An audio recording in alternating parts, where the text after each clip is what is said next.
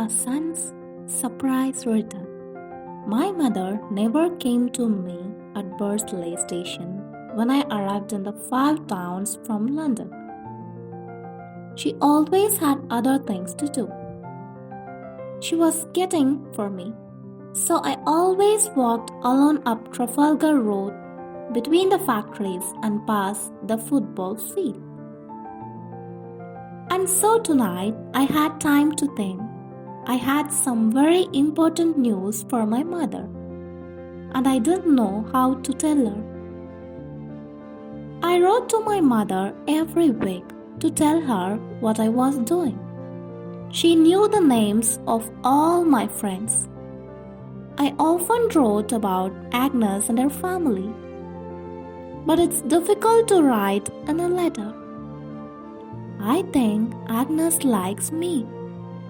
I'm in love with her. I'm sure she likes me. I think she loves me. I'm going to ask her to marry me. You can't do that. Well, I couldn't do it. And on the 20th December, I asked Agnes to marry me, and Agnes said yes. But my mother didn't know anything about it. And now, on the 22nd December, I was coming to spend Christmas with my mother. My mother was a widow. I was her only son, and now I was engaged and she didn't know. I was afraid she was going to be a little unhappy, and I was ready for a difficult night. I walked up to the front door, but before I put my hand up to ring, the door opened, and there was my mother. She put her arms around me. "Well, Philip, how are you?" And I said, "Oh, I'm all right, mother. How are you?" She smiled at me. She looked excited and younger than her 45 years. There was something strange in her smile, I thought. She knows I'm going to get married. How does she know? But I said nothing. You have to be careful with mothers. I'll tell her at supper, I decided.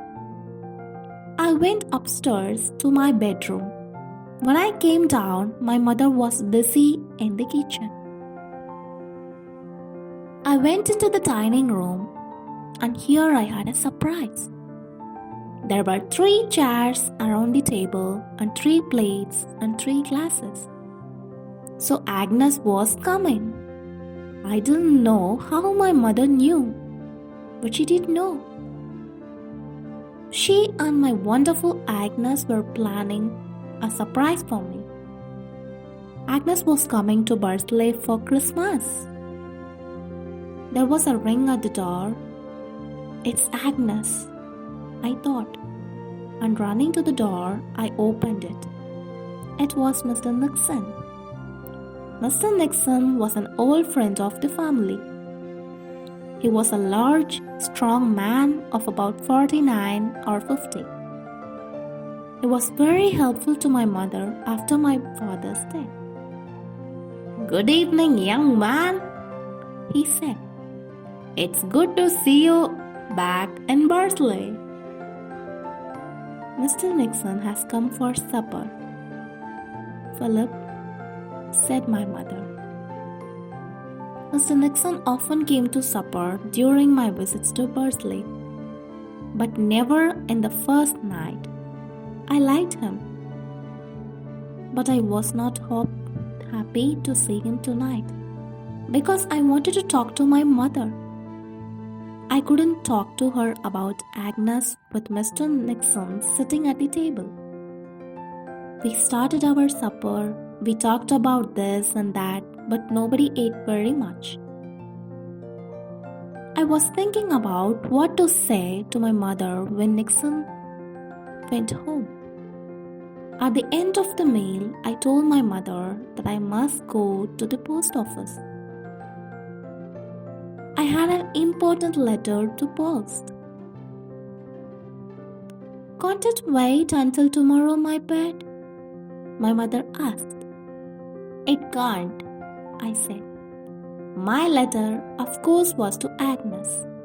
A letter to Agnes could not wait until tomorrow. I walked over to the dining room door. A letter to a lady? Asked Mr. Nixon, laughing. Yes, I replied. I walked to the post office and posted my letter. When I got back home, I was sorry to see that Mr. Nixon was still there. He was alone in the sitting room, smoking.